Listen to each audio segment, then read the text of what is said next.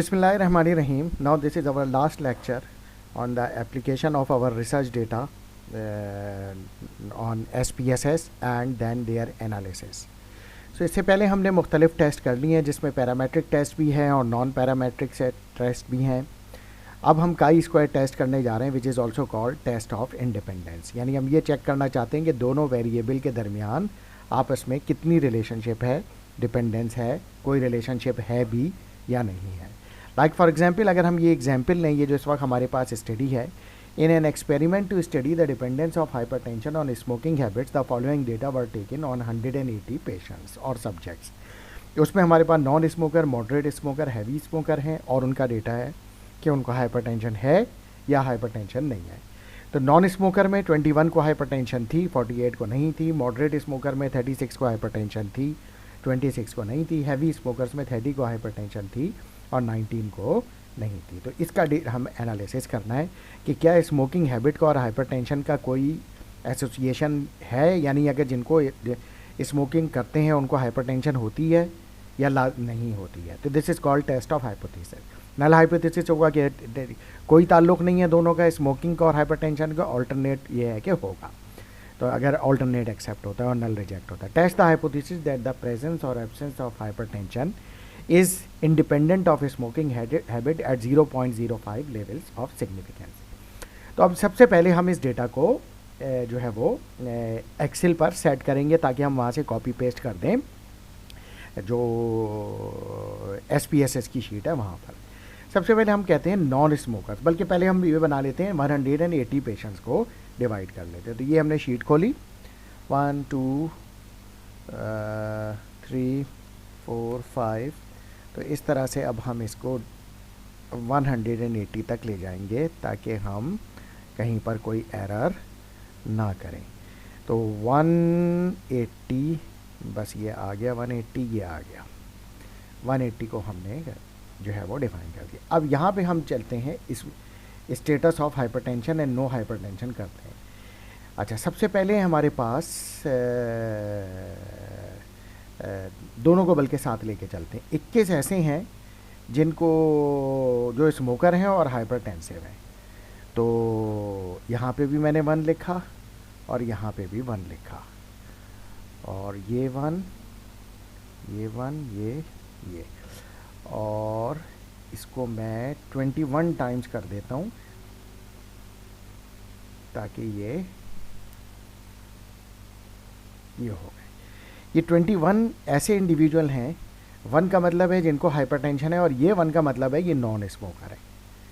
अच्छा, अब हम आते हैं इस पे कि ये 36 कौन है. ये 36 वो हैं जिनको हाइपरटेंशन है but they are moderate smoker. तो यहाँ पर तो मेरा 1 1 1 1 चलेगा क्योंकि ये हाइपरटेंशन चल रहा है. इधर ये मॉडरेट स्मोकर के लिए मैंने ये 2 सिलेक्ट कर लिया. अब इसको ये कितने इंडिविजुअल हैं, 36. तो मुझे 36 तक लेके जाना है. 1 2 3 4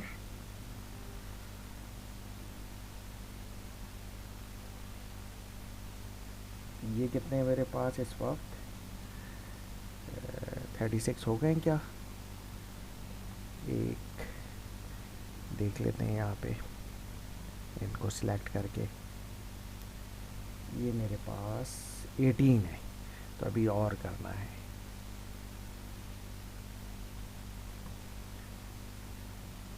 तो 18 19 20 21 22 23 24 25 26 27 28 29 30 31 32 33 ये अब तकरीबन हो जाने चाहिए. अब मैं इसको चेक कर लेता हूँ ये कितने हैं. अगर ये ज़्यादा हो रहे हैं तो इसको कम कर देंगे. 47 हो रहे हैं. तो 47 का मतलब ये हुआ कि ये इसको डिलीट किया मैंने, ये हो गया 46 45 40.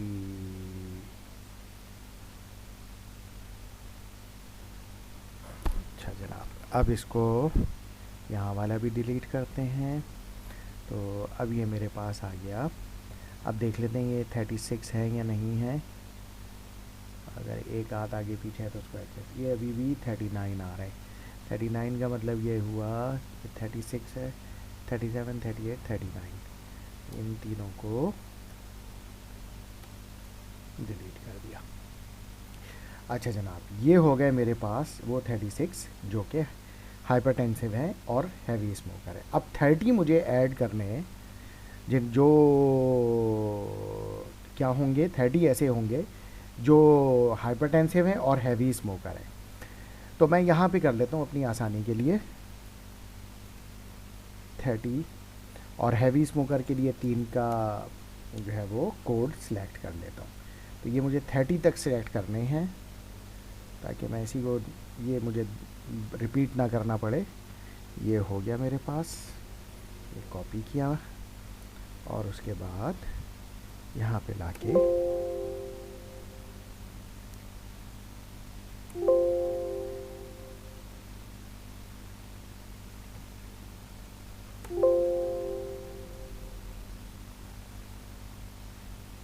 दोबारा सिलेक्ट कर लेते हैं।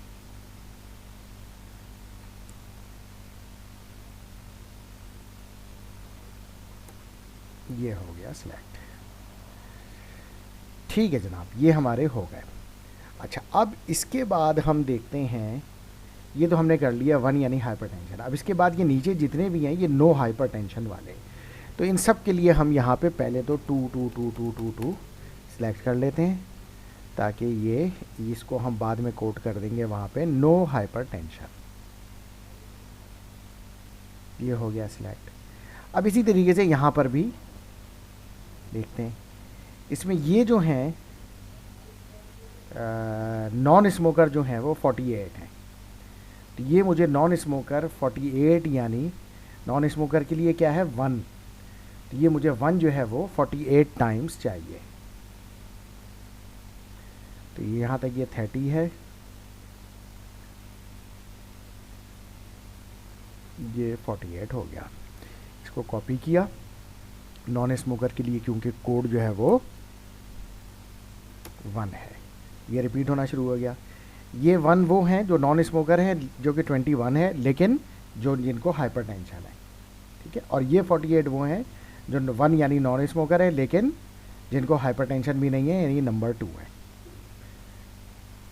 ठीक है। अच्छा, अब मुझे चाहिए कितने, 26 ऐसे चाहिए जिनको 2 कोड होगा और यहाँ पे भी 2 होगा, तो यानी 26 टाइम्स मुझे 2 चाहिए।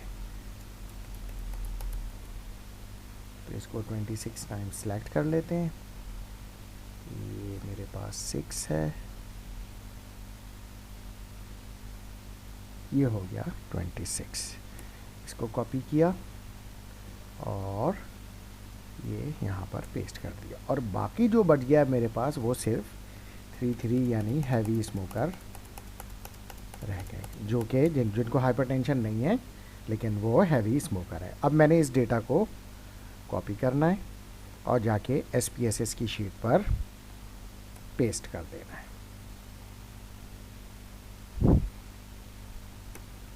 ये डेटा मेरा आ गया। अब मैं पहले वेरिएबल्स डिफाइन कर लेता हूँ। तो ये है मेरे पास सब्जेक्ट्स,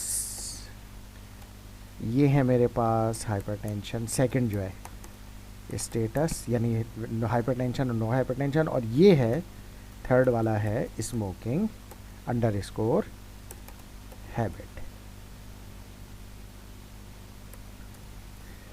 अच्छा, सब्जेक्ट मेरे पास स्केल हो गया, ये ऑर्डिनल या नॉमिनल कोई भी चल जाएगा। ये नॉमिनल हो गया। इधर हम लेबलिंग की बात करें तो 1 हमने सेलेक्ट किया था फॉर हाइपरटेंशन, इसको ऐड किया लेबल को, और 2 किया था नो हाइपरटेंशन के लिए, ये हमने ऐड कर दिया, लेबल कर दिया ताकि उसको पहचानने में आसानी हो कि 1 क्या है। यहाँ पे 1 का मतलब था नो स्मोकर, नॉन स्मोकर यानी स्मोकिंग हैबिट में। 2 का मतलब था मॉडरेट स्मोकर, और 3 का मतलब था हैवी स्मोकर, ये हमने ऐड कर दिया। तो ये हमारे पास तीनों ऐड हो गए। डेटा हमारा ऐड हो गया, वेरिएबल व्यू में जाके दोबारा देख लेते हैं। ये देखें सब्जेक्ट हो गए, smoking state, hypertension status and smoking habit. ये डेटा हमारा फर्स्ट क्लास अरेंज हो गया है। अब हम इसका एनालिसिस करते हैं, काई स्क्वायर टेस्ट लगाते हैं। Analyse descriptive statistics, cross tab, cross tag में हाइपरटेंशन क्योंकि रोज़ में था इसलिए यहाँ पे डाल दिया, स्मोकिंग क्योंकि कॉलम में थी तो कॉलम में डाल दी। इसको तो देख लेते हैं, ये देख लें, ये जो है कॉलम में और ये रोज़ में है। तो इसी तरीके से हमने वहाँ पे सेट किया।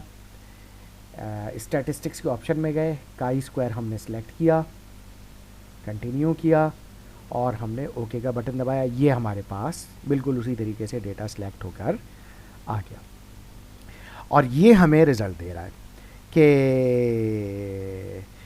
Pearson chi square result value जो है काई स्क्वायर की 14.46 और सिग्निफिकेंस 0.001 यानी ये 0.05 से कम हो गई। लिहाजा इसका मतलब ये हुआ कि नल हाइपोथेसिस रिजेक्ट हो गया। तो अब नल हाइपोथेसिस जब रिजेक्ट हो गया तो इसका मतलब ये हुआ कि smoking habit and hypertension status are not independent factors, बल्कि स्मोकिंग जो है की वजह से हाइपरटेंशन होती है। तो ये हमारा हाइपोथेसिस जो है वो प्रूव हो गया इस स्टडी की बेस पे कि स्मोकिंग का और हाइपरटेंशन का आपस में बड़ा गहरा ताल्लुक़ है and there is association between smoking status and the hypertension. तो अब हम दूसरे टेस्ट की तरफ बढ़ते हैं। अच्छा जनाब, अगर हम जब दूसरे टेस्ट की बात करें तो ये हमारे पास एक और दूसरा टेस्ट आ गया। In an experiment to study the effect of different doses of plant extract on clinical anxiolytic effect, the following data were taken on 200 patients. एक स्टडी थी, उसका एंजाइलोटिक इफेक्ट एनिमल्स पर प्रोड्यूस हुआ। अब ह्यूमन पे वो 200 पेशेंट्स पर ट्राई की गई। तो anxiolytic effects were noted in number of hours in different groups of patients, कि कितने घंटे उनको एंजाइलोटिक इफेक्ट का जो था वो नंबर ऑफ आवर्स की बेस पे ग्रुप्स ऑफ पेशेंट्स को डिवाइड किया गया कि उनको एंजाइलोटिक इफेक्ट कितनी देर तक आया। तो mild anxiety patient, moderate anxiety patient and severe anxiety patients, और डोज 100 मिलीग्राम पर केजी, 200 मिलीग्राम पर केजी एंड 400 मिलीग्राम पर केजी, इस तरीके से हमने डिवाइड किया। यहाँ पे चेक करना चाह रहे हैं, test the hypothesis that the different doses and severity and anxiety are independent factor at 0.05 level of significance or dependent, यानी डोज का ताल्लुक है इससे सीवियरिटी से या नहीं है। तो इस स्टडी को अब हम कंडक्ट करने जा रहे हैं या इसका एनालिसिस हम करने जा रहे हैं। अब यहाँ पर है 200 पेशेंट्स का डेटा। तो अब हम यहाँ पे आते हैं, पहले तो हम इस डेटा को डिलीट कर देते हैं ताकि हम इस डेटा को सेट कर सकें यहाँ पर। तो अब हमें पहले तो वही है कि 200 पेशेंट्स के लिए हमें यहाँ पर कॉलम बना लें, 2 3 4 5। तो ये जो है अब हम 200 तक लेकर जाएंगे और फिर हम इस डेटा को उसी तरीके से कॉपी पेस्ट करेंगे और लेकर आएंगे SPSS पर। तो ये हो गया 200 पेशेंट्स के। अब इसी तरीके से सबसे पहले हम आ जाते हैं डोज पे। तो 100 मिलीग्राम के लिए मैंने ले लिया 1। अच्छा, 1 का मतलब ये हुआ मेरे पास, ये पहले तो मैंने 14 टाइम्स 1 लिखा,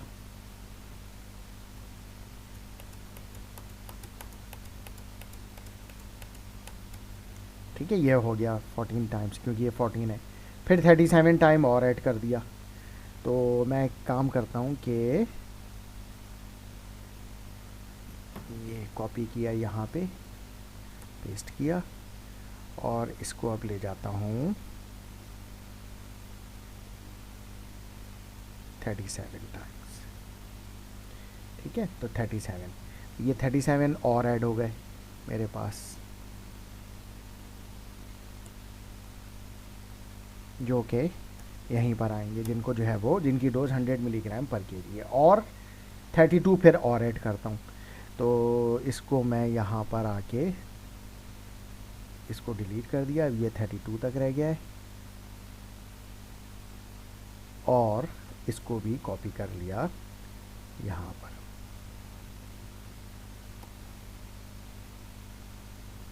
ये हो गए मेरे सारे वो मरीज़ या सारे वो इंडिविजुअल जो कि इस वक्त जो है वो 83 जिनको 100 मिलीग्राम डोज दी गई है। अच्छा जनाब, अब माइल्ड एंजाइटी को मैंने 1 दिया, मॉडरेट को 37 को 2 दिया, इसको 3 दिया।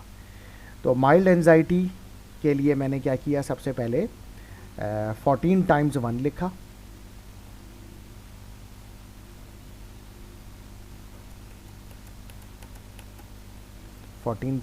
लिखा, ताकि ये हो जाए, ये माइल्ड वाले हो गए। अच्छा, अब मॉडरेट एंजाइटी के कितने हैं, 37 टाइम्स 2 लिखा, 37 टाइम्स, ताकि ये 37 टाइम्स ये हो जाए, ये हो गया 37 टाइम्स 2 हो गया, मॉडरेट एंजाइटी हो गई। और सीवियर एंजाइटी जो है वो 32 है, और इसको मैं कोडिंग करता हूँ 3 की। तो ये हुए और इसको सेलेक्ट किया और 32 तक ले गया मैं, ये हो गया। और ये डेटा भी उठा के यहाँ पर पेस्ट कर दिया, और अब ये देखें ये मुकम्मल हो गए। तो ये मेरे पास 1 वाले हो गए। अच्छा, अब मेरे पास है डोज 200 मिलीग्राम। तो सबसे पहले ये 19, 42 एंड 17। तो अच्छा, डोज 200 मिलीग्राम को मैंने कोडिंग की 2 की, ठीक है। तो सबसे पहले मैं यूँ करता हूँ कि 19 टाइम्स 2 करता हूँ,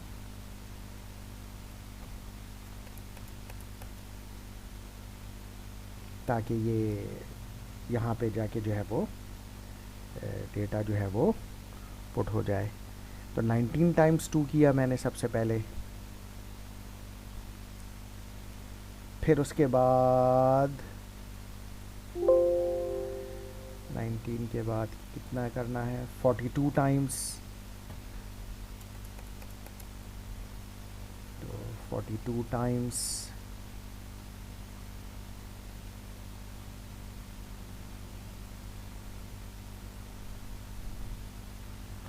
ये हो गया 42 टाइम्स, 42 टाइम्स हो गया। अब उसके बाद लास्ट टाइम कितना है 17। तो इसको कर दिया डिलीट,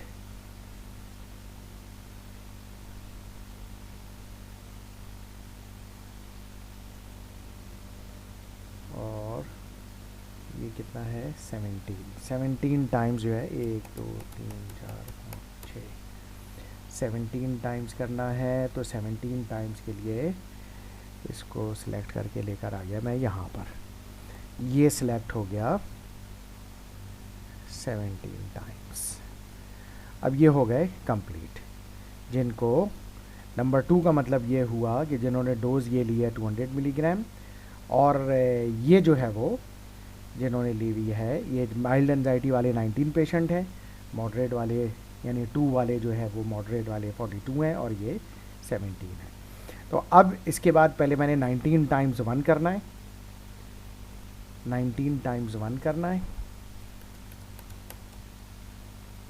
यानी जो माइल्ड एंजाइटी वाले, उनका डेटा पहले उतारा है यहाँ पर।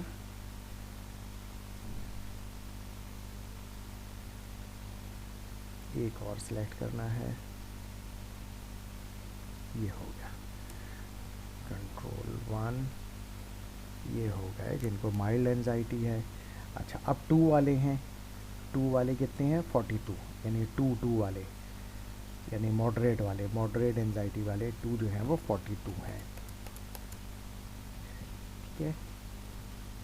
2 वाले हो गए 42, तो ये जो है वो 42 सेलेक्ट कर लें।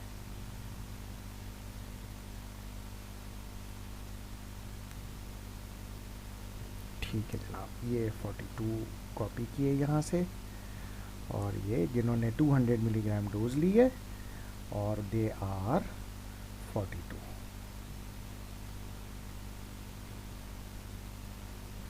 अच्छा जनाब, अब ये जो हैं मेरे पास कितने हैं 17 हैं और 3 हैं। तो वैसे ही चेक कर लेता हूँ 1 2 3 4 5 6 7 8 9 10 11 12 13 14 15 16 17। ठीक है जनाब। अच्छा जनाब, अब उसके बाद मेरे पास हैं डोज कितनी है 400। तो इसको मैंने कहा कि ये नंबर 3 है। तो अब यहाँ से लेके आखिर तक पहले तो हो जाएंगे सारे नंबर 3, क्योंकि इससे ज़्यादा तो पेशेंट्स हैं ही नहीं हमारे पास। तो इसको 200 तक मैंने कर दिया नंबर 3। हाँ, इनको हम डिवाइड करेंगे। ये हैं माइल्ड वाले 1 वाले 12 हैं, 1 2 3 4 5 6 7 8 9 10 11 12। और ये हैं 17, इसको हम बाद में करेंगे, पहले हम 10 कर लेते हैं ये लास्ट से। तो 1 2 3 4 5 6 7 8 9 10।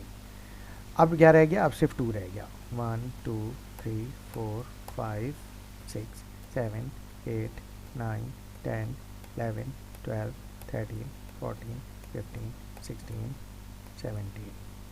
सारा डेटा यहाँ पे एडजस्ट हो गया। अब उसके बाद हम इस डेटा को कॉपी करते हैं और उसकी SPSS की शीट पर पेस्ट करते हैं। हमने अपना बहुत सारा काम यहाँ पर इस तरह से आसान कर लिया। अच्छा, अब हम इसको यहाँ पे पेस्ट कर देते हैं इसी शीट में और इसको अलग से डिफाइन कर लेंगे। ये हमारे पास सब्जेक्ट है, ये हैं डोजेस और ये हैं mild moderate and severe anxiety. इनको हम डिफ़ाइन कर लेते हैं। तो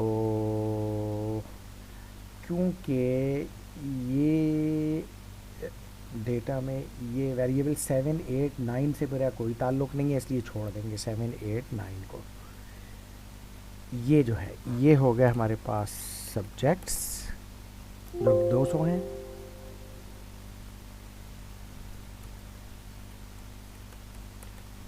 सब्जेक्ट्स हैं। अच्छा, तो क्या है डुप्लीकेट हो रहा है, तो इसको मैं कर देता हूँ पेशेंट्स कर देता हूँ। पेशेंट्स हो गए।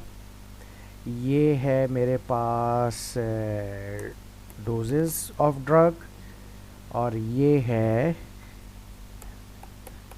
Anxiety underscore status.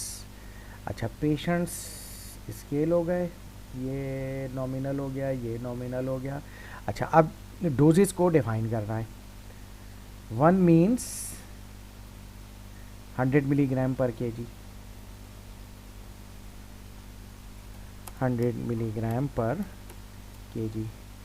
2 means 200 milligram पर केजी एंड 3 मीन्स 400 मिलीग्राम पर केजी। इसके एक दफ़ा हम यहाँ से देख लेते हैं। 100 200 एंड 400, 100 200 एंड 400। अच्छा, ये जो है mild moderate and severe anxiety, इसको भी ऐसे ही हमें कैटेगराइज करना होगा। तो ये तो हमने कर लिया डोजेस का। अब इसी तरह से एंजाइटी स्टेटस को करना है। माइल्ड